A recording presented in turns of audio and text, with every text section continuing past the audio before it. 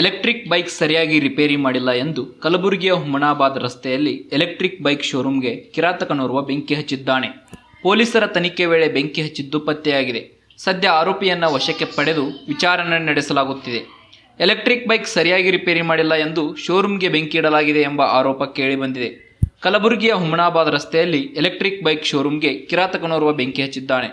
ನಿನ್ನೆ ಬೆಳಗ್ಗೆ ಶೋರೂಮ್ಗೆ ಬೆಂಕಿ ತಗುಲಿತ್ತು. ಆರಂಭದಲ್ಲಿ ಎಲ್ಲರೂ ಶಾರ್ಟ್ ಸರ್ಕ್ಯೂಟ್ನಿಂದ ಬೆಂಕಿ ತಗಲಿದೆ ಎಂದುಕೊಂಡಿದ್ದರು. ಆದರೆ ಪೊಲೀಸರ ತನಿಖೆ ವೇಳೆ ಬೆಂಕಿ ಹಚ್ಚಿದ್ದು ಪತ್ತೆಯಾಗಿದೆ.